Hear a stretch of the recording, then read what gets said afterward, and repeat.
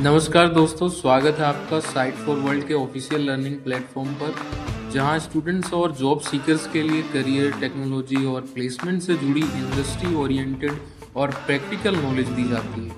अगर आप अपनी स्किल्स को नेक्स्ट लेवल तक ले जाना चाहते हैं तो आप बिल्कुल सही जगह पर आए हो। चलिए शुरू करते हैं आज का इम्पोर्टेंट सेशन। नमस्ते। आज का टॉपिक है डेटा। सोचिए, हर बड़ी कंपनी के पास डेटा का एक समंदर होता है, लेकिन ज्यादातर ये डेटा बिखरा हुआ, इनकंसिस्टेंट, मतलब एक तरह का डेटा केओस होता है। तो आज हम इसी केओस को एक साफ, पावरफुल एसेट, जिसे गोल्डन रिकॉर्ड कहते हैं, उसमें बदलने का पूरा प्रोसेस समझेंगे। आप रेडी हो? फोकस मोड ऑन है ना? जरा स्क्रीन पर ये नंबर देखिए, 3.1 ट्रिलियन डॉलर्स। ये कोई छोटा मोटा अमाउंट नहीं है। ये वो कीमत है जो सिर्फ यूएस में हर साल खराब डेटा क्वालिटी की वजह से चुकानी पड़ती है। इससे आप अंदाजा लगा सकते हैं कि ये प्रॉब्लम असल में कितनी बड़ी और कितनी महंगी है। अब सवाल ये है कि ये डेटा केओस असल में दिखता कैसा है। ये टेबल एक परफेक्ट एग्जाम्पल है। देखिए, एक ही कस्टमर है, रोन एटकिंसन, लेकिन कंपनी के 3 अलग-अलग सिस्टम्स में उसका डेटा देखिए। सीआरएम में नाम कुछ और है, ट्रांजैक्शन सिस्टम में ईमेल ही नहीं है, और बैंकिंग सिस्टम में डेट ऑफ बर्थ मिसिंग है। यही वो कंफ्यूजन है जिसे आज हम सॉल्व करना सीखेंगे। यहाँ तक क्लियर है? तो आज हम क्या-क्या कवर करने वाले हैं, एक नजर डालते हैं। सबसे पहले हम इस 3.1 ट्रिलियन डॉलर की प्रॉब्लम को और गहराई से समझेंगे। फिर इस डेटा केओस को कंट्रोल करने के तरीके देखेंगे। उसके बाद मास्टर और रेफरेंस डेटा के बीच का इम्पोर्टेंट डिफरेंस जानेंगे, और फिर सीखेंगे कि इन सब से एक गोल्डन रिकॉर्ड कैसे बनाया जाता है। और आखिर में हम देखेंगे कि भाई, अच्छा डेटा इतना जरूरी है ही क्यों। तो चलिए शुरू करते हैं हमारे पहले कदम से। इस डेटा के केओस को शांत कैसे किया जाए? इसकी शुरुआत होती है एक मजबूत फ्रेमवर्क बनाने से। और ये फ्रेमवर्क शुरू होता है आईटी गवर्नेंस से। अब ये क्या है? सिंपल भाषा में कहें तो ये कुछ रूल्स और प्रोसेसेस का एक सेट है। इसका बस एक ही मकसद है, ये पक्का करना कि आईटी से जुड़े सारे फैसले बिजनेस के गोल्स को पूरा करने में मदद करें, ना कि उसके लिए मुसीबत बने।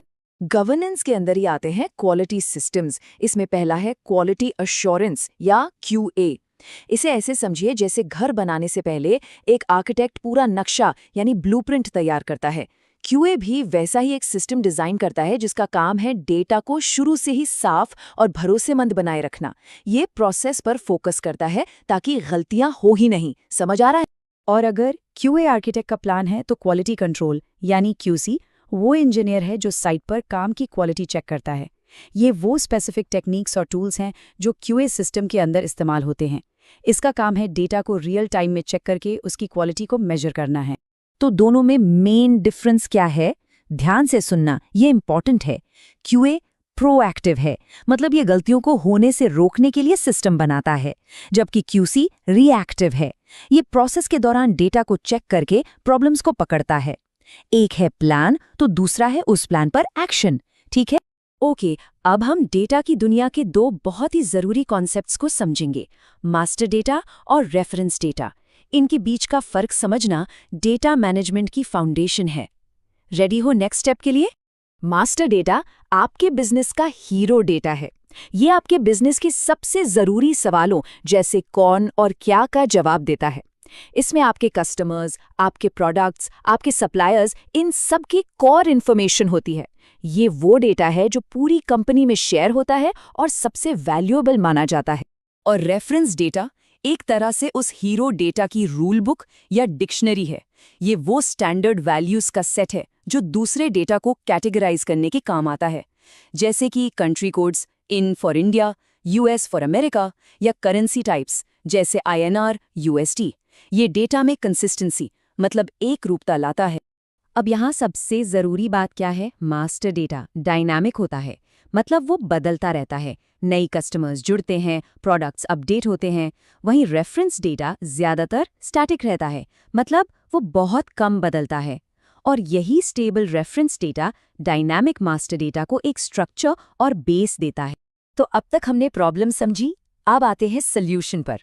इस सारे डेटा केओस का इलाज है गोल्डन रिकॉर्ड बनाना, यानी सच का एक सिंगल सोर्स तैयार करना।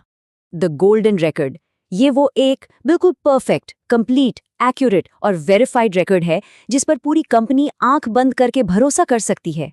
इसी को हम कहते हैं सिंगल सोर्स ऑफ ट्रूथ, मतलब सच का बस एक ही सोर्स। तो ये बनता कैसे है? क्या कोई जादू है? नहीं, ये एक प्रॉपर 6 स्टेप प्रोसेस है। चलिए एक एक करके देखते हैं। सबसे पहले अलग अलग सोर्सेस से डेटा इकट्ठा किया जाता है। फिर स्मार्ट एल्गोरिदम से एक ही एंटिटी के रिकॉर्ड्स को मैच किया जाता है। तीसरा, सर्वाइवरशिप रूल्स लगाकर बेस्ट डेटा चुना जाता है। फिर उस डेटा को वैलिडेट और एनरिच करते हैं। पांचवा, इस साफ डेटा को बाकी सिस्टम्स में भेजते हैं और आखिर में इसकी क्वालिटी मेंटेन करने के लिए गवर्नेंस बनाए रखते हैं। अब ये सर्वाइवरशिप रूल्स क्या भला है? ये बड़े स्मार्ट रूल्स होते हैं। मान लीजिए 2 सिस्टम में एक ही कस्टमर का फोन नंबर अलग अलग है, तो कौन सा रखें? यही ये रूल्स काम आते हैं। जैसे रीसेंसी रूल कहता है कि जो सबसे नया डेटा है उसे रखो, या सिस्टम प्रायोरिटाइजेशन रूल कहता है कि ईआरपी सिस्टम का डेटा सीआरएम से ज्यादा भरोसेमंद है तो ईआरपी वाला रखो। ये रूल्स डेटा कॉन्फ्लिक्ट्स को ऑटोमेटिकली रिजॉल्व कर देते हैं।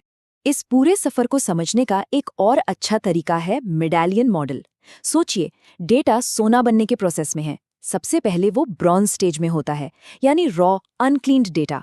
फिर सिल्वर स्टेज में आता है, जहां उसे साफ और प्रोसेस किया जाता है। और आखिर में वो गोल्ड स्टेज में पहुंचता है, यानी मास्टर्ड ट्रस्टेड डेटा, जो कि हमारा गोल्डन रिकॉर्ड है। ठीक है, तो हमने गोल्डन रिकॉर्ड बना लिया, पर सो व्हाट? इसका असली फायदा क्या है? क्यों कर रहे हैं हम ये सब? चलिए अब पे ऑफ देखते हैं। सबसे पहले तो बिजनेस प्रोसेसेस की एफिशिएंसी बढ़ जाती है। फिर आपके डिसीजंस डेटा ड्रिवन और बेहतर होते हैं। मैनुअल काम और गलतियां कम होती हैं। जीडीपीआर जैसे कानूनों को फॉलो करना आसान हो जाता है। और सबसे बड़ी बात, आपको कस्टमर का एक 360 डिग्री व्यू मिलता है। आप सोच पा रहे हो इसका बिजनेस पर कितना बड़ा इम्पैक्ट होगा? ये कोट देखिए, ये बात को एकदम पॉइंट पर लाता है। डेटा क्वालिटी सिर्फ एक प्रायोरिटी नहीं है, ये हर बड़ी कामयाबी की नींव है। मतलब अच्छा डेटा सिर्फ ऑपरेशन सुधारने के लिए नहीं है, ये फ्यूचर में इनोवेशन करने के लिए जमीन तैयार करना है। इस इमेज को ध्यान से देखिए। ये जो हाई क्वालिटी ट्रस्टेड डेटा है ना, ये बिल्कुल सेंटर में है, एक हब की तरह। और आज की सारी मॉडर्न टेक्नोलॉजीज जैसे एनालिटिक्स, डेटा साइंस और एआई सब इसी हब के चारों ओर घूमती हैं। अगर ये फाउंडेशन ही कमजोर हुई तो इन एडवांस टेक्नोलॉजी से सही रिजल्ट्स की उम्मीद करना बेकार है। और आज के एआई के ज़माने में इसकी इम्पोर्टेंस और भी बढ़ गई है। आप चैटजीपीटी यूज़ करते हैं? उसके जैसे लार्ज लैंग्वेज मॉडल्स को ट्रेन करने के लिए बहुत बड़े और एकदम साफ सुथरे डेटा सेट्स चाहिए। साफ सुथरा डेटा अब ऑप्शनल नहीं है, ये एआई इनोवेशन का फ्यूल है। इसके बिना गाड़ी आगे नहीं बढ़ेगी। तो मैं आपको एक सवाल के साथ छोड़ता हूँ। क्या आपकी कंपनी का डेटा इनोवेशन को ताकत दे रहा है, या वो एक छुपी हुई देनदारी, एक हिडन लायबिलिटी बन गया है जो आपको पीछे खींच रहा है? इस पर जरूर सोचिए। हमारे चैनल को सब्सक्राइब कीजिए और वीडियो को अपने दोस्तों के साथ शेयर जरूर कीजिए। कमेंट सेक्शन में अपना डाउट या नेक्स्ट टॉपिक लिखना मत भूलिएगा।